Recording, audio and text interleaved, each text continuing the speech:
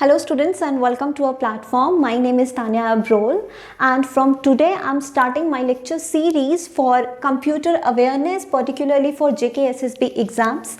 आप सभी स्टूडेंट्स जानते हैं दैट JK SSB ने वेरियस वैकेंसीज रिलीज़ की हैं आने वाले टाइम में और वैकेंसीज भी रिलीज़ होने वाली हैं एंड कंप्यूटर अवेयरनेस सेक्शन एक ऐसा सेक्शन है जो बहुत ज़्यादा मार्क्स जो है रखता है इन पर्टिकुलर पोस्ट के लिए. तो this is going to be very very important.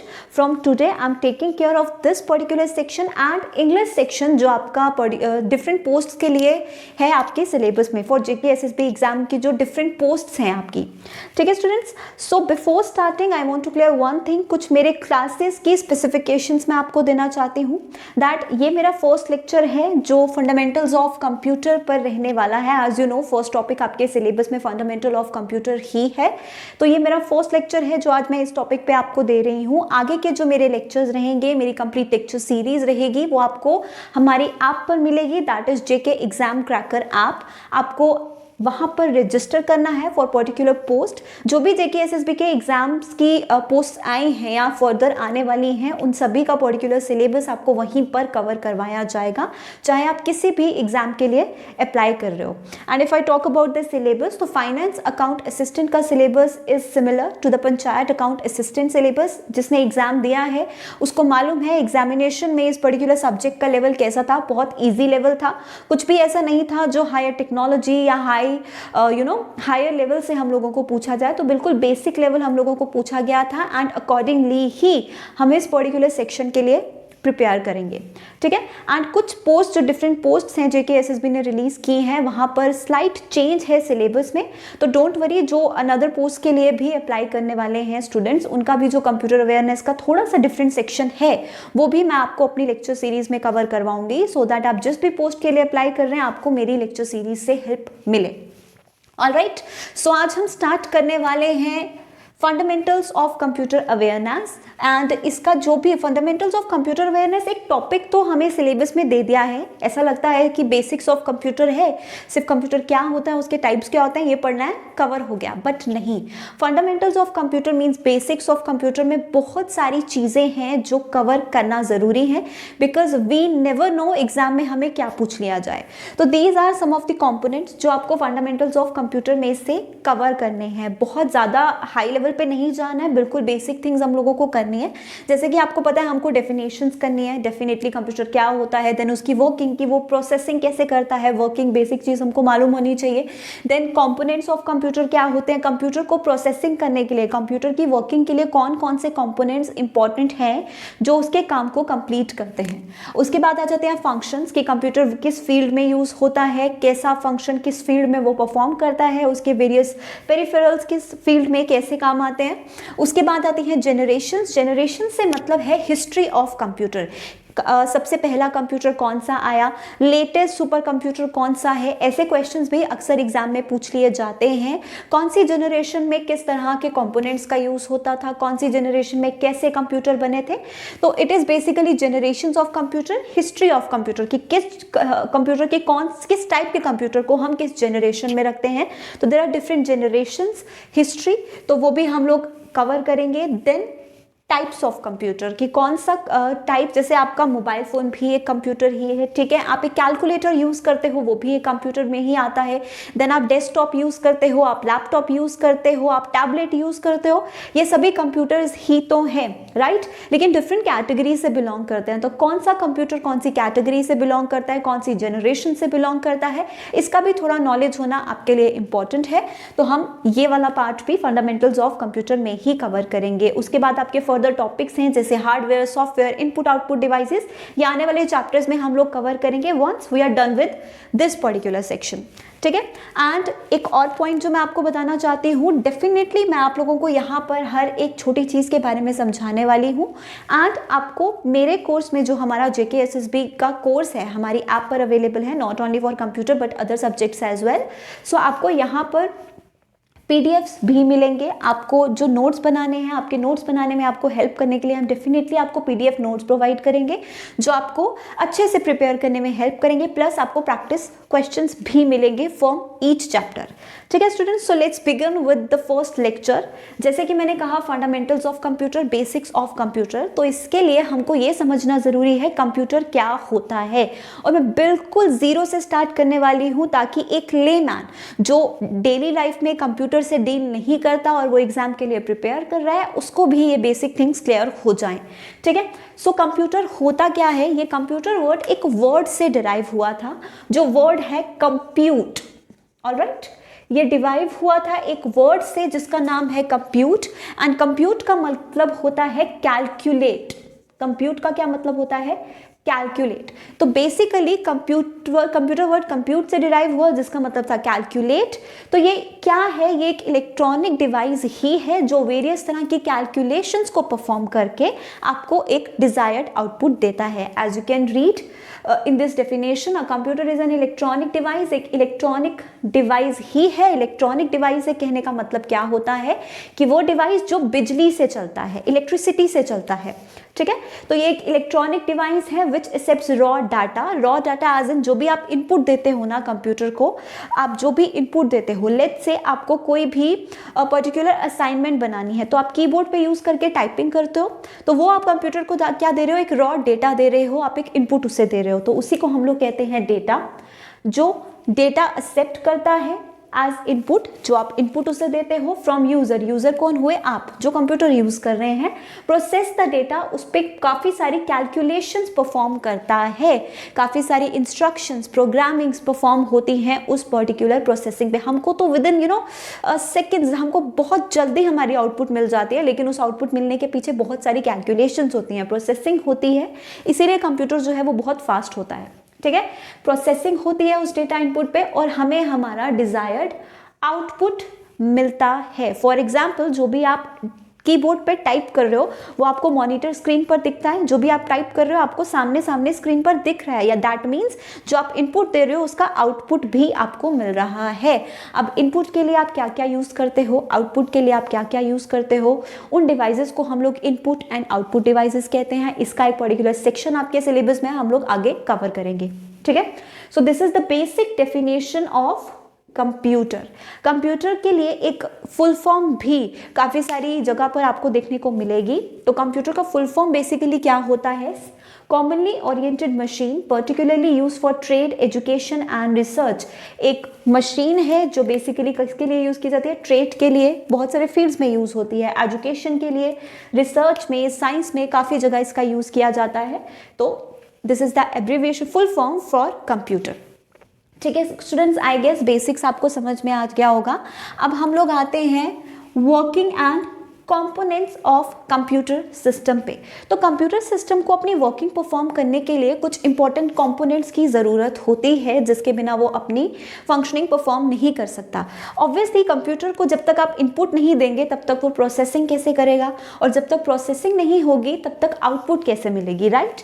तो इसीलिए कंप्यूटर को अपने फंक्शंस परफॉर्म करने के लिए कुछ कंपोनेंट्स की ज़रूरत होती है, जिसमें से आते हैं input unit. Input unit use होता है इनपुट देने के लिए। देन हमारे पास आता है CPU। CPU is what? Central processing unit. इसका फुल फॉर्म आपको ध्यान में रखना है, डेली लाइफ में आप डील भी करते हैं इसके साथ। सेंट्रल प्रोसेसिंग यूनिट, जहां पर सारी की सारी प्रोसेसिंग्स होती हैं। हमारी बॉडी जो भी फंक्शनिंग करती है वो सारी फंक्शनिंग किसके ऊपर बेस्ड होती है? हमारे ब्रेन के ऊपर, राइट?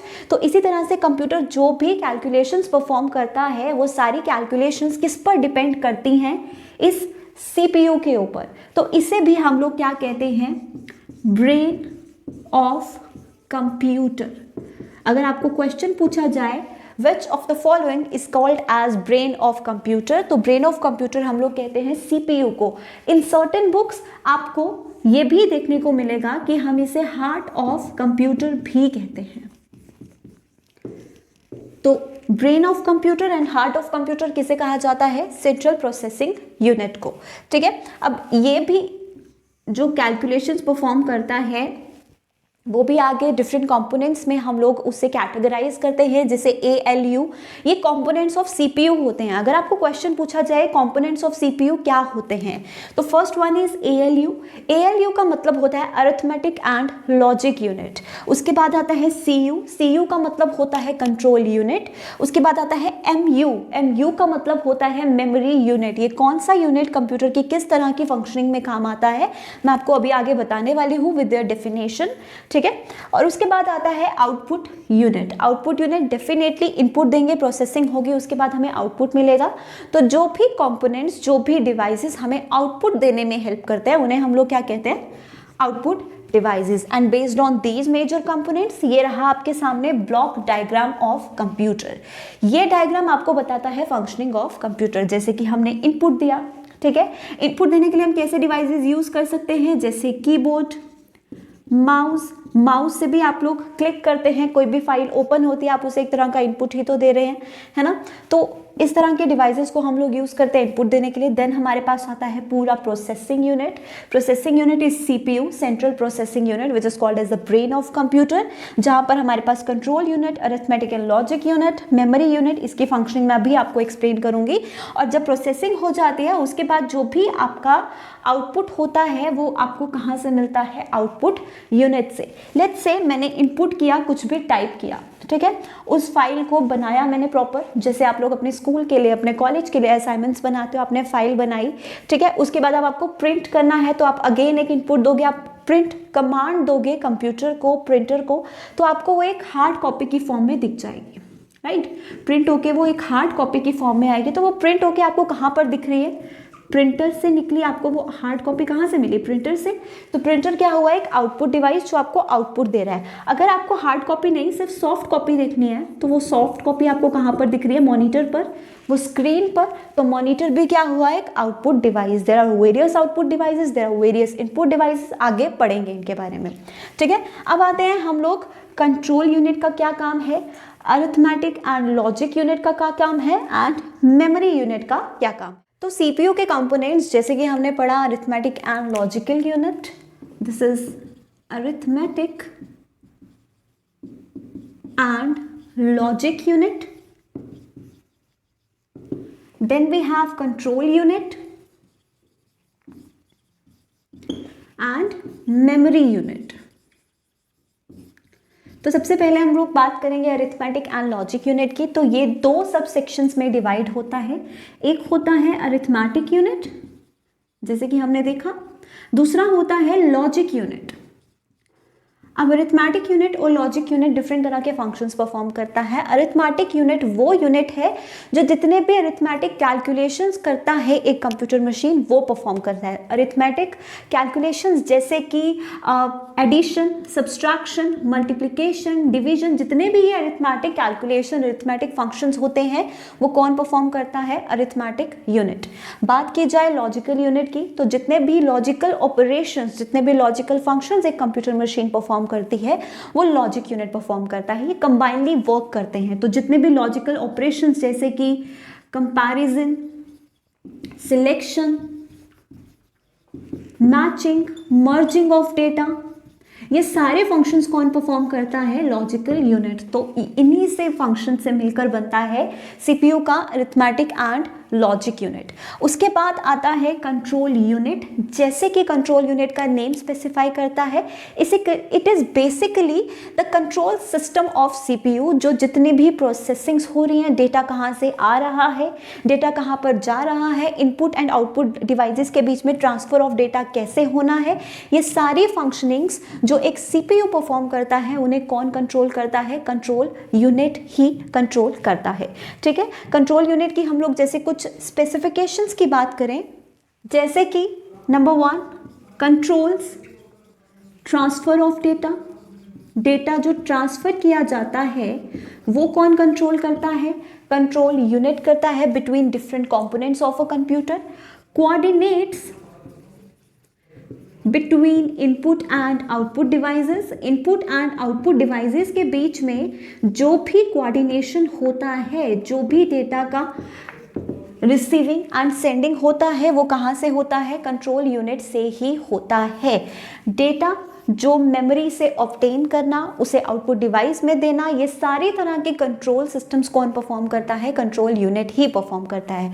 इन शॉर्ट अगर मैं आपको बताऊं तो कंट्रोल सिस्टम जो एक कंप्यूटर सिस्टम की पूरी फंक्शनिंग है उसको मैनेज करता है। जैसे एक कंपनी को मैनेज करने के लिए एक मैनेजर की ज़रूरत होती है कि उसके अंदर कौन से एम्प्लॉयज़ क्या काम कर रहे हैं, कौन से एम्प्लॉय को क्या काम करना है, उनके बीच में कम्युनिकेशन कैसे मेंटेन करना है, तो वो एक कंट्रोलर ही तो है ना, काइंड ऑफ एक मैनेजर कंप्यूटर का, एक कंपनी का। तो उसी तरीके से कंट्रोल यूनिट भी एक मैनेजर का ही रोल प्ले करता है कंप्यूटर सिस्टम में, जो सारे के सारे कोऑर्डिनेशंस को मैनेज करता है, कंट्रोल करता है। ठीक है, अगर आपको क्वेश्चन पूछा जाए एग्जाम में कि क्या डेटा प्रोसेसिंग में या डेटा स्टोरेज में कंट्रोल यूनिट का कोई भी रोल है, तो बिल्कुल भी रोल नहीं है। इसका रोल है सिर्फ और सिर्फ कोऑर्डिनेशन करना between different components of a computer. ठीक है, उसके बाद आते हैं मेमोरी यूनिट में। अब एक इंसान की मेमोरी की बात की जाए तो इंसान की मेमोरी क्या होती है, एक ह्यूमन मेमोरी क्या होती है? हमने जितना भी हमारी हैपनिंग्स हैं, इवेंट्स हैं हमारी लाइफ के, वो हमारे ब्रेन में कहाँ स्टोर होती हैं? हमारी मेमोरी में ही स्टोर होती हैं, राइट। तो उसी तरीके से जितना भी इनपुट है, आउटपुट है, जितना भी डेटा है, इंस्ट्रक्शंस हैं, वो सारी कहाँ पर स्टोर होती हैं? मेमोरी में ही स्टोर होती हैं। मेमोरी यूनिट में स्टोरेज किस किस चीज़ की होती है? Data to be process. जैसे आप इनपुट देते हैं, जब आप एक सीपीयू को इनपुट देते हैं, जो भी इनपुट डेटा प्रोसेस होने वाला होता है वो प्रोसेसिंग से पहले कहाँ पर स्टोर होता है? मेमोरी यूनिट में ही कहीं ना कहीं स्टोर होता है। Data to be processed is store in memory unit. उसके बाद प्रोसेस होने के बाद उसको कहाँ जाना है? आउटपुट यूनिट में। तो प्रोसेस होने के बाद आउटपुट यूनिट में जाने से पहले भी डेटा कहाँ स्टोर होता है? मेमोरी यूनिट में ही होता है। अब कंप्यूटर मेमोरी अपने आप में ही एक बहुत ही वास्ट टॉपिक है। डिफरेंट टाइप्स ऑफ मेमोरी है, different types of memory different conditions में काम करती हैं। तो वो सब चीज़ें हम लोग आगे डिटेल में डेफिनेटली पढ़ेंगे। आज हम सिर्फ और सिर्फ बेसिक फंक्शनिंग ऑफ कंप्यूटर पढ़ रहे हैं। तो यही तरीका है एक कंप्यूटर सिस्टम की फंक्शनिंग परफॉर्म करने का। ठीक है, इसी फंक्शनिंग के साथ there are some important terminologies like data क्या होता है, इंफॉर्मेशन क्या होता है, प्रोसेसिंग क्या होता है, प्रोग्रामिंग, प्रोग्राम क्या होता है, ये सब चीज़ें आपको पढ़ना ज़रूरी है। These are the basic terminologies जो बेसिक वर्किंग ऑफ कंप्यूटर से आती हैं। तो एक बार ये बेसिक टर्मिनोलॉजीज भी पढ़ लेते हैं आज के लेक्चर में। ठीक है, तो आज के लेक्चर में हम लोग ने क्या पढ़ा? Definition, working and components of computer. जो हमारा नेक्स्ट लेक्चर होगा उसमें हम लोग फंक्शंस ऑफ कंप्यूटर पढ़ेंगे, जनरेशंस पढ़ेंगे एंड देन हम लोग पढ़ेंगे टाइप्स ऑफ कंप्यूटर। इसके साथ ही हमारा खत्म होगा फंडामेंटल्स ऑफ कंप्यूटर सिस्टम। तो बेसिक टर्मिनोलॉजीज एक बार हम लोग पढ़ लेते हैं। कंपोनेंट्स ऑफ कंप्यूटर पढ़ने के बाद हम लोगों को कुछ इंपॉर्टेंट टर्मिनोलॉजीज पढ़ना इंपॉर्टेंट है। सबसे पहले आता है डेटा। जैसे कि मैंने आपको डेफिनेशन डिफाइन करते हुए ही बताया था, कंप्यूटर सिस्टम एक रॉ डेटा की फॉर्म में इनपुट रिसीव करता है, उसी को हम लोग कहते हैं डेटा। अब ये डेटा को हम लोग रॉ डेटा क्यों कहते हैं? क्योंकि ये बिल्कुल ही अनऑर्गेनाइज्ड फॉर्म में होता है, मतलब नॉट एन ऑर्गेनाइज्ड डेटा। हम जब भी कंप्यूटर सिस्टम को किसी भी तरह का इनपुट देते हैं, हम कभी भी एक सिस्टमैटिक वे में नहीं देते, ना ही एक ऑर्गेनाइज्ड फॉर्म में देते हैं। हम रैंडमली कुछ भी इनपुट उसको देते हैं, जैसा हमें आउटपुट चाहिए अकॉर्डिंगली कुछ भी फैक्ट, कुछ भी हम लोग उसको इनपुट दे देते हैं। प्रोसेसिंग होती है और डिजायर्ड आउटपुट हमें मिलता है इन अ प्रॉपर ऑर्गेनाइज्ड फॉर्म। तो जो इनपुट हम लोग सिस्टम को देते हैं basically in a raw manner, उसी को हम लोग क्या कहते हैं? डेटा कहते हैं। बहुत सारे स्टूडेंट्स को कंफ्यूजन होता है between data, raw data and information. तो ये चीज़ों में आपको कंफ्यूज नहीं होना है। Data and raw data are the same things. जो इनपुट हम कंप्यूटर को देते हैं वो हम डेटा इनपुट दे रहे हैं इस कंप्यूटर सिस्टम को। ठीक है, उसके बाद सेकेंड स्टेप जैसे कि मैंने बताया होता है कंप्यूटर प्रोसेसिंग।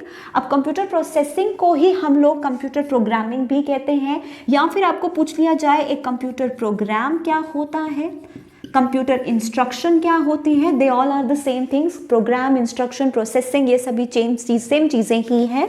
तो क्या है ये? Basically set of instructions. अब कंप्यूटर अपनी एक सिस्टम को, जो भी हम उसको इनपुट देते हैं, उसे प्रोसेस करने के लिए कुछ पर्टिकुलर प्रोटोकॉल्स फॉलो करता है, कुछ सेट्स ऑफ रूल्स फॉलो करता है। वही सेट ऑफ इंस्ट्रक्शंस जो पर्टिकुलरली कंप्यूटर एक आउटपुट देने के लिए हमें फॉलो करता है, उसी को हम लोग क्या कहते हैं? कंप्यूटर प्रोसेसिंग कहते हैं, हमें डिजायर्ड आउटपुट देने के लिए। ठीक है, उसके बाद जो हम रिसीव करते हैं वो होता है इंफॉर्मेशन। जो हम कंप्यूटर को एज इनपुट देते हैं वो डेटा होता है, जो हमें एज आउटपुट मिलता है वो होती है इंफॉर्मेशन। और इंफॉर्मेशन हमेशा ही एक ऑर्गेनाइज्ड डेटा होता है, ठीक है। तो अगर पूछा जाए रॉ डेटा क्या है, तो raw data is unorganised data. लेकिन अगर पूछा जाए ऑर्गेनाइज्ड डेटा क्या है, तो ऑर्गेनाइज्ड डेटा क्या होता है, इंफॉर्मेशन जो हमें फाइनल आउटपुट मिलता है कंप्यूटर सिस्टम से, ठीक है। So these are the basic terminologies that you need to know about the functioning of computer system. इसी के साथ हम आज का जो हमारा फर्स्ट लेक्चर है related to fundamentals of computer खत्म करेंगे। आई होप आपको बेसिक्स ऑफ कंप्यूटर क्लियर होगा। आने वाला लेक्चर जो मेरा नेक्स्ट रहेगा उसमें हम लोग functions, generations and types of computer करेंगे, ठीक है। सो मिलेंगे मेरे नेक्स्ट लेक्चर में। All the very best. And जो मेरी लेक्चर सीरीज होंगी हमारे कोर्स की डिटेल्स वो आपको डिस्क्रिप्शन में सब कुछ डिटेल्स मिल जाएंगी। Thank you.